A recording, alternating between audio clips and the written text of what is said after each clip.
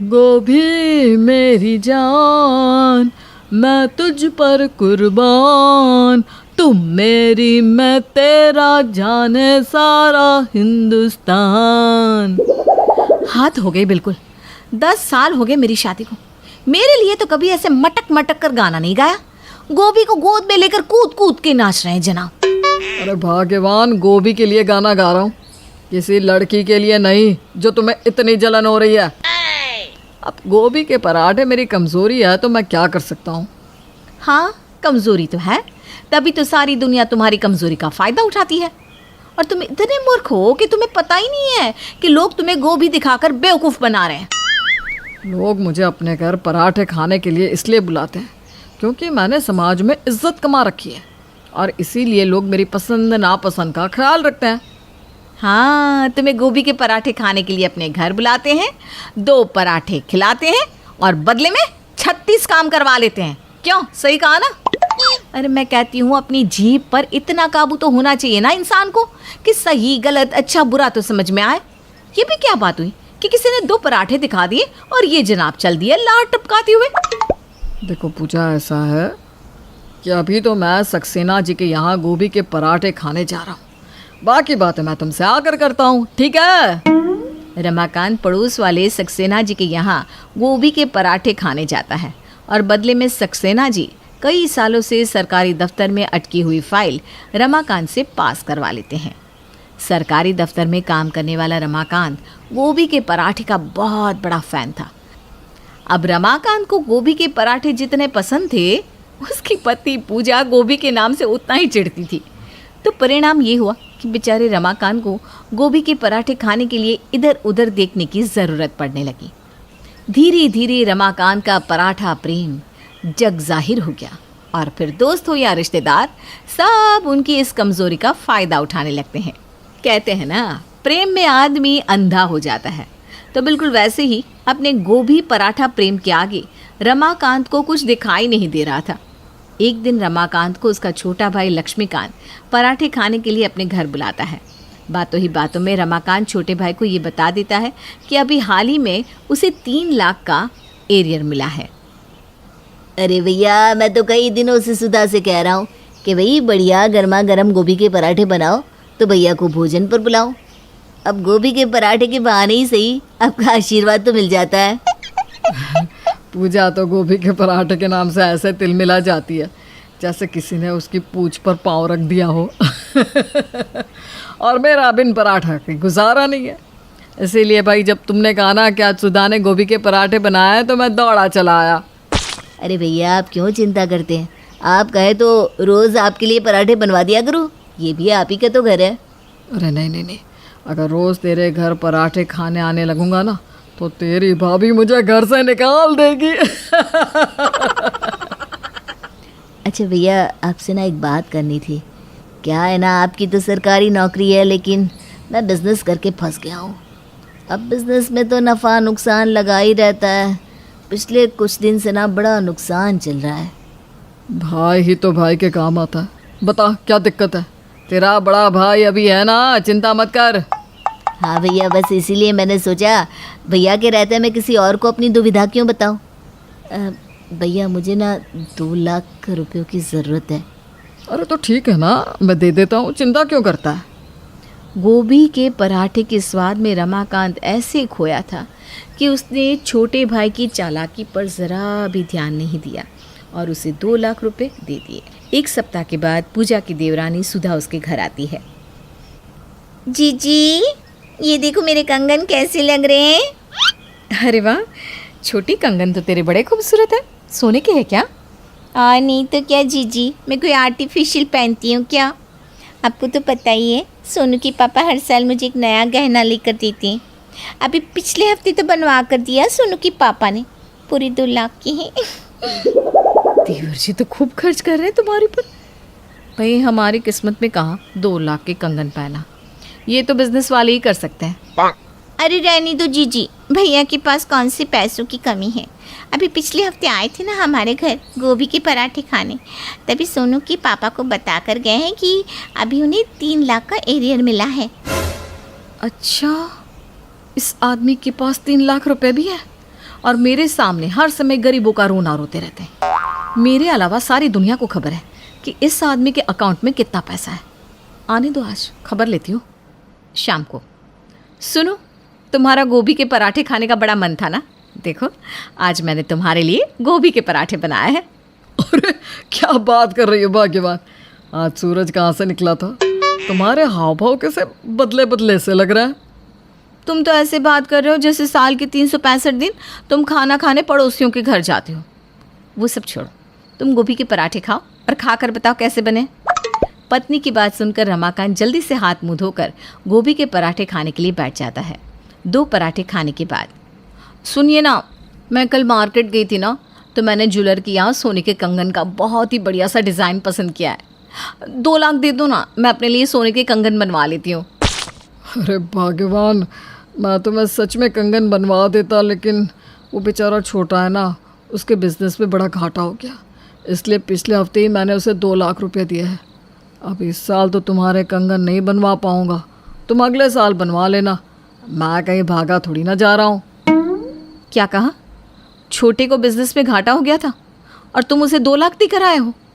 अरे अपनी पत्नी को 2 लाख के कंगन बनवा कर दिए उसने, आज ही छोटी मुझे दिखा कर गई है। तुम्हारे पैसों से अपनी पत्नी को ऐश करवा रहा है छोटा। तुम बस मूर्ख बने रहो। 2 पराठे खिलाकर 2 लाख का चेक साइन करवा लिया। अरे इनसे बड़ा मूर्ख आदमी कोई होगा दुनिया में? उस दिन तो घर में ऐसा कलेश मचा कि पूरी कॉलोनी ने हंगामे की आवाज़ सुनी। लेकिन रमाकांत अपनी आदत से बाज आने वालों में से थोड़ी ना था। कुछ दिन बाद उसकी माँ का फ़ोन आ गया। अरे बेटा रमाकांत, बाजार में बड़ी सुंदर गोभी आई हुई है। मैं तो जब भी गोभी देखती हूँ ना, तेरी याद आ जाती है बेटा। कैसे चटकारे ले ले के मेरा बेटा गोभी के पराठे खाता है। सच्ची में जब से तू बहू के साथ अलग घर में शिफ्ट हुआ है ना बेटा, मैंने तो गोभी के पराठे बनाना ही छोड़ दिया। क्या गोभी के पराठे बनाऊं जब कोई खाने वाला ही नहीं। अरे माँ, तुम ऐसा क्यों सोचती हो? मैं कौन सा लंदन शिफ्ट हो गया हूँ, एक गली छोड़ कर ही तो रहता हूँ। तुम ऐसा करो, आज रात को गोभी के पराठे बना लो, मैं तुम्हारे साथ खाने के लिए आ रहा हूँ। रात को? बेटा वो मेरी सहेली थी ना सुमित्रा, पिछले हफ्ते अपने पति के साथ मलेशिया, बैंकॉक, लंदन सब जगह घूम के आई है। फोटो दिखा दिखा कर चिढ़ा रही थी मुझे। बोली, देख तेरे 2 बेटे हैं, फिर भी तुझे कोई पूछने वाला नहीं, कैसे घर में पड़ी सड़ रही है। सच्ची बेटा, जिंदगी बीत गई, लेकिन इतना अपमान कभी महसूस नहीं हुआ। अरे माँ, तुम ऐसा क्यों सोचती हो? बताओ तुम्हें कहाँ जाना है, टिकट मैं करवा देता हूँ। हरिद्वार, काशी, बोलो कहाँ का टिकट करवाऊँ? अरे बेटा, हरिद्वार काशी तो मैं कई बार घूम कर आई, इस बार ना मेरा गोवा का टिकट करवा दे। और सुन, अच्छा सा होटल और वो ना जहाज भी बुक कर देना। हाँ, मैं सोच रही हूँ तेरे बाबूजी को लेकर एक बार गोवा ही घूम आऊँ। चलो ठीक है माँ, मैं तुम्हारा टिकट करवा देता हूँ, तुम आराम से बाबूजी के साथ गोवा घूम कर आओ। कुछ देर बाद, कहाँ से आ रही है शाही सवारी? मैं कब से तुम्हारा खाने पर इंतज़ार कर रही हूँ ना। अरे वो मैं आज ना माँ के पास खाना खाने चला गया था। माँ ने मेरे मनपसंद गोभी के पराठे बनाए थे। सत्यानाश! तो आज क्या लुटा आए माँ के ऊपर? पूजा, तुम ये कैसी बात कर रही हो? वो मेरी माँ है, क्या मतलब है तुम्हारा? मेरा वही मतलब है पतिदेव, कि तुम्हें जब कोई गोभी के पराठे खाने के लिए बुलाता है ना, तो वो तुम्हें कोई प्यार व्यार दिखाने के लिए नहीं बुलाता, अपना मतलब साधने के लिए बुलाता है। तो सीधा सीधा बताओ कि आज क्या लुटा कर आए हो? इसमें लूटने जैसी क्या बात है? मैं उनका बेटा हूँ, मेरा फ़र्ज़ है। माँ बाबूजी का गोवा जाने का मन था तो मैंने उनकी टिकट करवा दी। हाँ, अरे वाह बे वाह, पत्नी को लेकर तुम कभी चौराहे तक भी नहीं गए और माँ बाबूजी की तुमने सीधा गोवा की टिकट करवा दी। अब इस बुढ़ापे में गोवा जाकर क्या करेंगे तुम्हारे अम्मा बाबूजी? उनकी तीर्थ करने की उम्र है, एंजॉय की नहीं। बेकार की बातें मत करो पूजा, इच्छाएं तो किसी भी उम्र में पूरी की जा सकती है। पूजा जानती थी कि रमाकांत से कुछ भी कहना बेकार है, क्योंकि ये सब कोई पहली बार तो हो नहीं रहा था। हमेशा से ऐसा ही होता आया है कि जब जब भी रमाकांत कहीं भी गोभी के पराठे खाने जाते हैं तो बदले में कुछ न कुछ तो लुटा के आते ही है।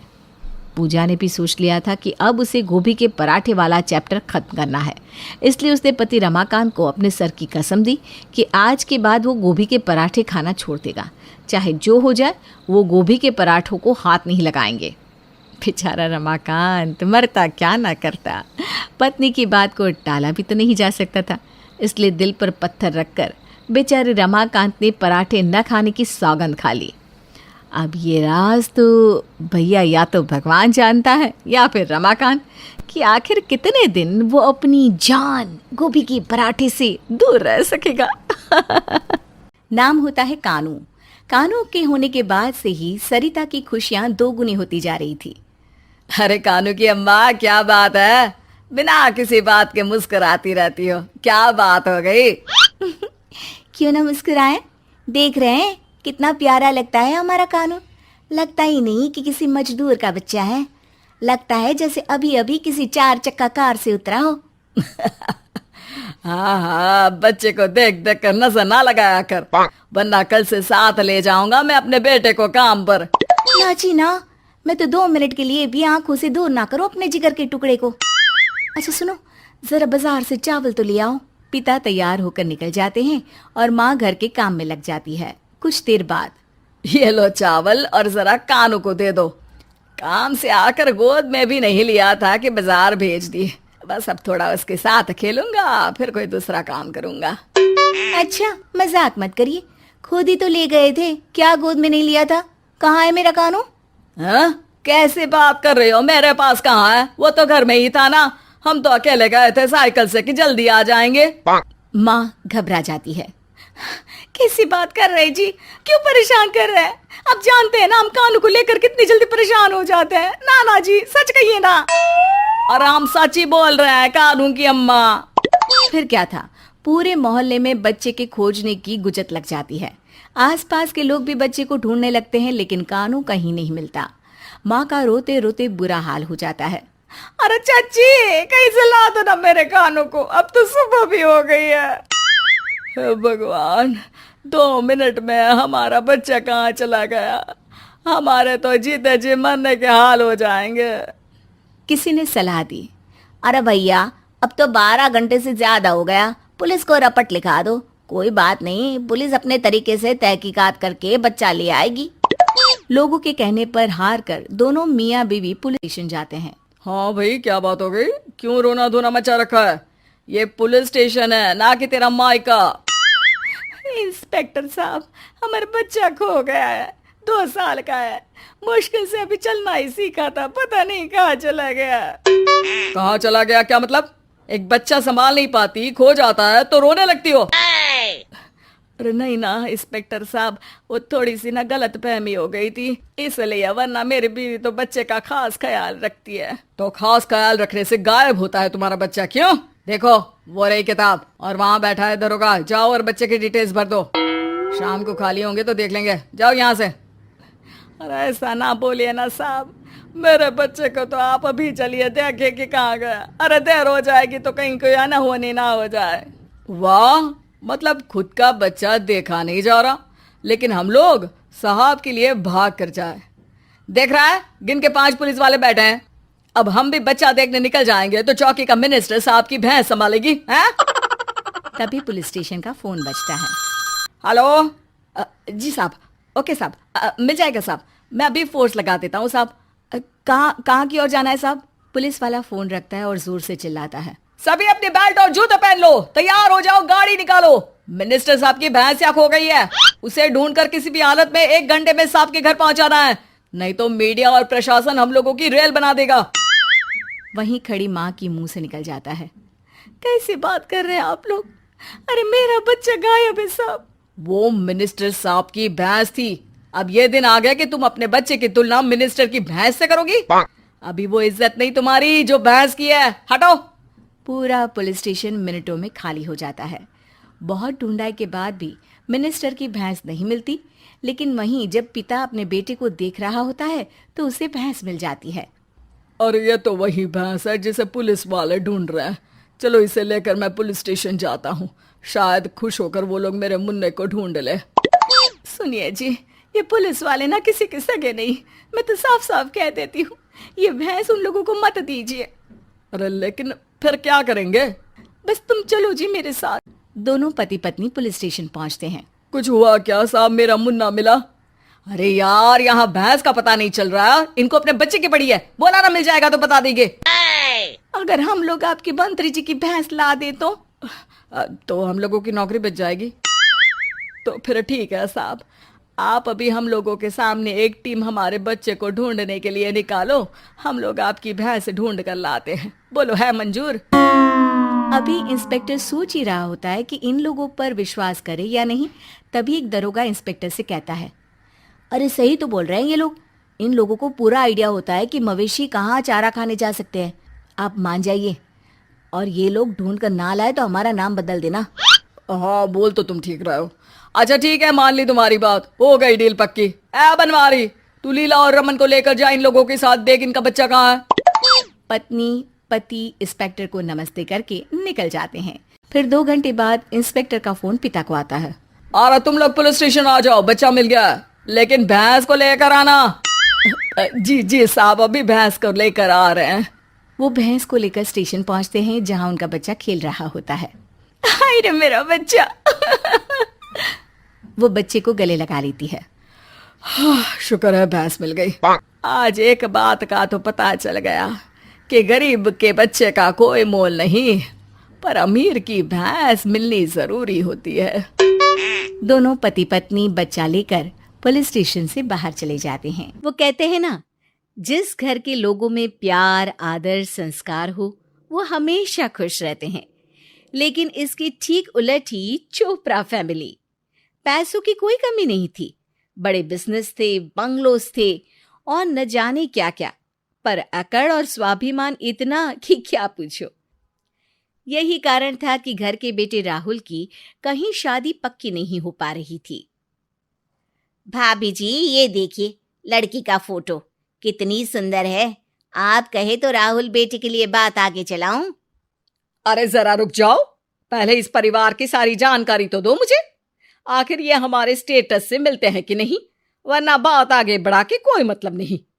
अरे भाभी जी, थोड़ी बहुत प्रॉपर्टी कम है तो क्या फर्क पड़ता है, लड़की अच्छी है, राहुल खुश रहेगा इसके साथ। हमें फर्क पड़ता है, आपसे जितना कहा है उतना ही कीजिए। राहुल की माँ अक्सर सबसे ऐसे ही गुस्से से बात करती है। काफी गर्व है उन्हें अपने पैसे और शान पर। एक दिन चोपड़ा परिवार रिश्ता देखने एक घर पर जाता है। लड़की के माँ बाप सबका स्वागत करते हैं। अरे भाई साहब, घर तो काफी अंदर है आपका, हमें तो लगा था कि मेन रोड पर कोई बड़ा सा बंगलो होगा। हाँ राहुल के पापा, लिफ्ट भी नहीं है यहाँ पर, तो 2 मंजिल चढ़ने में थक गई मैं तो। हाँ। अरे माँ चुप रहो ना, ये कैसी बातें कर रही हो आप यहाँ पर? अरे राहुल बेटा, तुम बीच में मत बोला करो, हम बड़े हैं, हमें सब पता है क्या सही है और क्या गलत। लड़की वाले चुपचाप मुंह नीचा करके चोपड़ा फैमिली की बातें सुन रहे थे और चोपड़ा फैमिली को कोई फर्क नहीं पड़ रहा था। तभी कुछ देर बाद राहुल की माँ बोलती है, चलो जी यहाँ से, इतने छोटे घर की लड़की को मैं मेरी बहू नहीं बनाऊंगी। ना बैंक बैलेंस है ना ज्वेलरी। ड्राइवर जाओ, जाके जल्दी से कार नीचे ले आओ। एक बार फिर से राहुल के माँ बाप लड़की वालों के घर से रिश्ता ठुकरा कर वापस आ गए। राहुल टेंशन में आ चुका था, क्योंकि ऐसा पहले भी कई बार हो चुका था। शान और शौकत के चक्कर में माँ बाप दोनों अंधे हो चुके थे और अपने बेटे की जिंदगी बर्बाद कर रहे थे। हर बार उन्हें सामने वाली पार्टी में कुछ न कुछ कमी दिख जाती थी और वो उनकी बेइज्जती करके वापस आ जाते थे। ये कब तक चलेगा मम्मी? आप हर जगह जाकर मना कर देती हो, जब देखो तब पैसों की रट लगाती रहती हो, और पापा आप भी। अरे क्या बिगड़ जाएगा यदि किसी कम हैसियत वाली लड़की से शादी कर ली तो? राहुल वहां से चला जाता है और कुछ दिन बाद वो एक लड़की को अपने साथ घर लेकर आ जाता है। ये लड़की कोई और नहीं बल्कि राहुल की पत्नी होती है। दोनों आपस में प्यार करने लगे थे और फिर शादी का फैसला लिया। प्रिया की ये दूसरी शादी थी। पहली शादी कुछ कारण से सफल नहीं हुई थी तो प्रिया ने तलाक दे दिया था। प्रिया राहुल से 8-9 साल बड़ी भी थी। अरे ये लड़की कौन है और यहाँ हमारे घर में क्या कर रही है? माँ, ये प्रिया है। हम दोनों एक दूसरे से बहुत प्यार करते हैं और हमने शादी भी कर ली है। अब से प्रिया यहीं हमारे साथ रहेगी। अरे ये क्या कह रहे हो बेटा? एक बार हमसे पूछ तो लिया होता।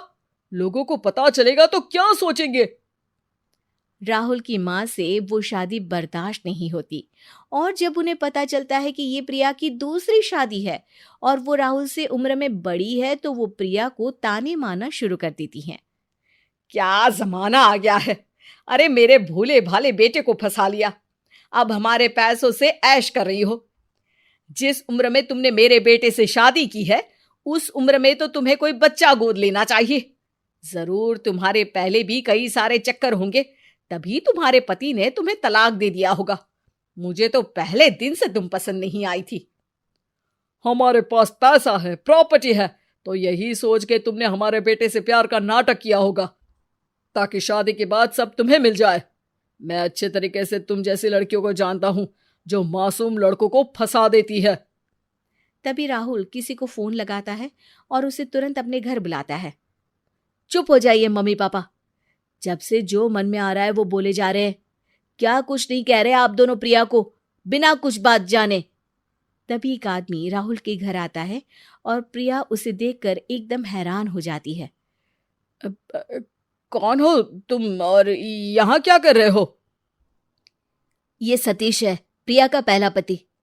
अब यही आपको सारी सच्चाई बताएगा और तब आपको पता चलेगा कि जो आप प्रिया के बारे में कह रहे थे वो कितना गलत है। नहीं राहुल, सतीश तुम यहाँ से चले जाओ, ये हमारे फैमिली का मैटर है। नहीं प्रिया, मैंने एक बार गलती की है, अब वापस नहीं कर सकता। अंकल आंटी, मैंने प्रिया को नहीं बल्कि इसने मुझे तलाक दिया था। मैं तो 7 जन्म भी पुण्य कमा लूं फिर भी प्रिया जैसी लड़की डिजर्व नहीं करता। और आप अपनी बहू के बारे में ऐसी बातें कर रहे हैं। राहुल बहुत लकी है जो प्रिया जैसी समझदार लड़की से उसकी शादी हुई है। और मैं आपसे यही कहूंगा कि यदि प्रिया इस घर से चली भी गई तो आप दोनों से ज्यादा पछतावा किसी को नहीं होगा।